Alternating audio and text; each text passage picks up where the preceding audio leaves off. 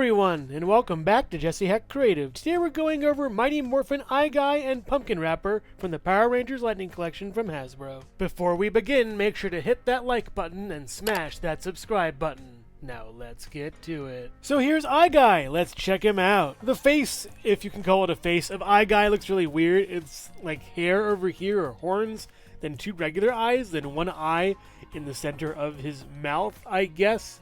It's a really strange thing. The teeth look pretty interesting. It looks kind of derpy and doofy.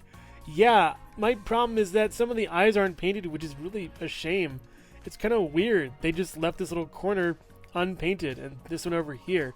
That's really weird to me. It's a good head, but needs more paint in some parts. The body and legs also are a giant mass of eyeballs. It's just, that's it.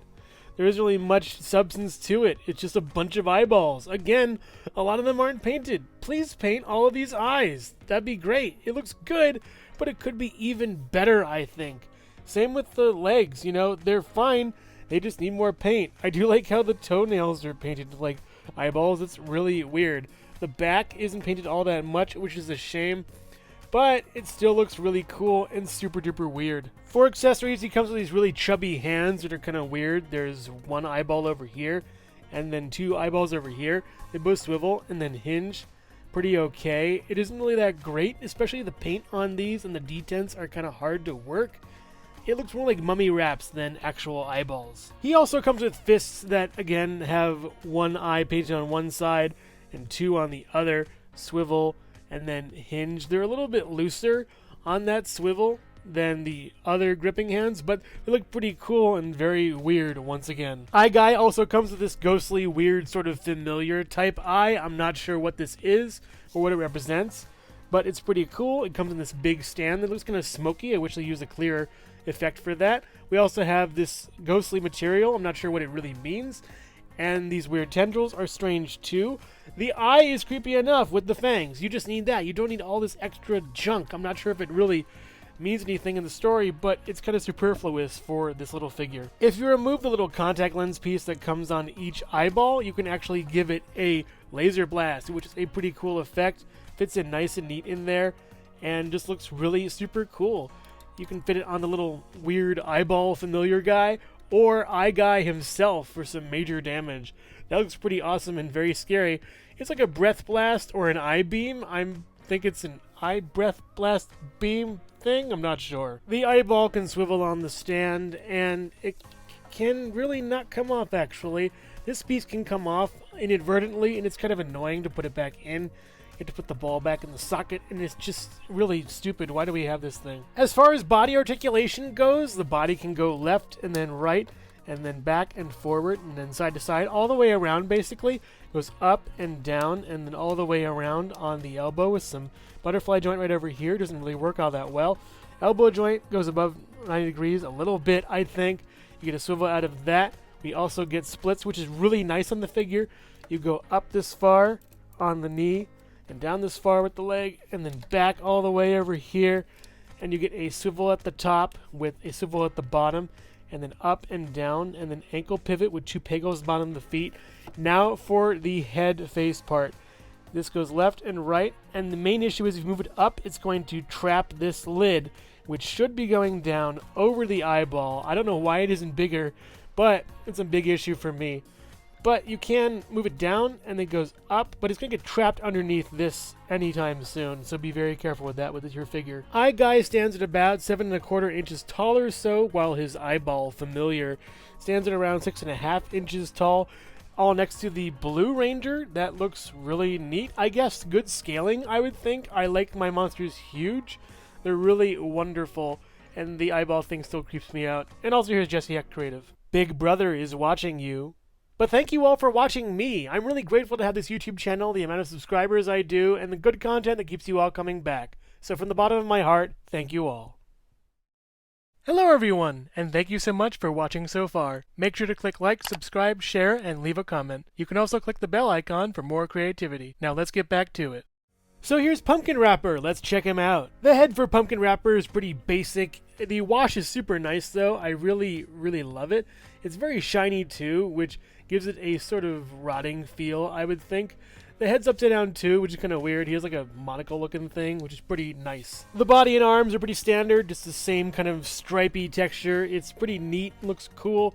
We also have some stitching going down here in green, and the collar looks really nice. A lot of vines on the shoulder pads coming down on the back a little bit, like a small cape. That's pretty cool. This one vine trailing down to the legs that are neatly done. He also has these like stocking kind of shoes. They're really jester-like and pretty cool. It's a very lithe figure, very thin, just careful with the weight displacement on the character itself. As far as accessories goes, he comes with gripping hands that can swivel and then hinge, and on both sides, same way, same deal. Nice detents on them too. He also comes with a gripping hand and a fist. They look really neat, you know. Same articulation as before, as always. It's a fist and a gripping hand.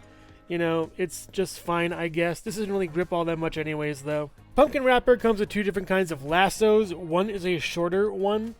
In the front, it's kind of short and weird.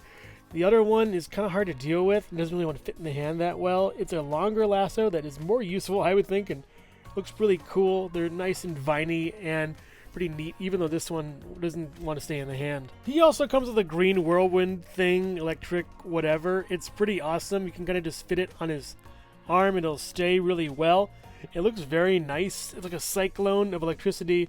It's super cool, and you could use it for a lot of different figures. If you want to kit bash, give him two. They look really cool. You can also give him two of each lasso if you'd like, if you want to kit bash. Just be wary that they may be really droopy on you. He also comes with three different pumpkins, but be warned, if you put them on the heads, they may not want to come off without bringing the neck with them. So I just put them halfway on the neck balls here, because I'm worried the Rangers might break.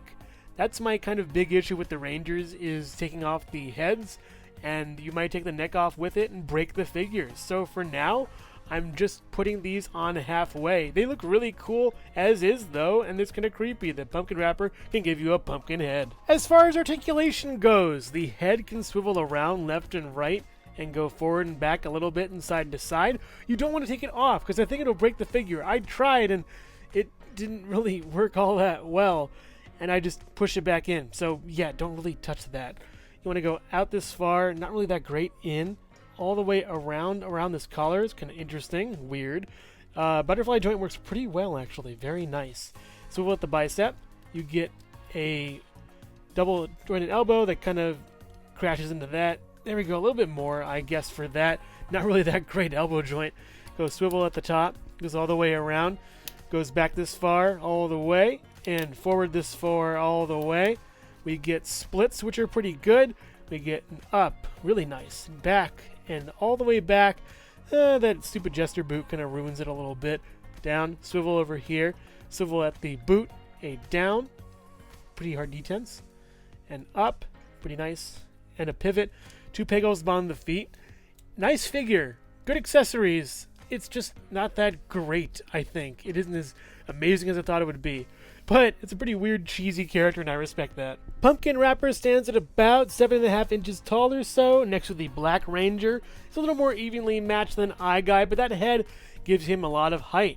And also here's Jesse Hecht Creative. I've seen enough weird videos on the internet to know where this is going. Overall, these are some pretty good figures with great accessories, but a lot of flaws. Eye Guy is really nice from the outset when you look at him, but there's a lot of flaws that crop up when you get closer. A lot of the eyes aren't painted on him. His mouth is really hard to move.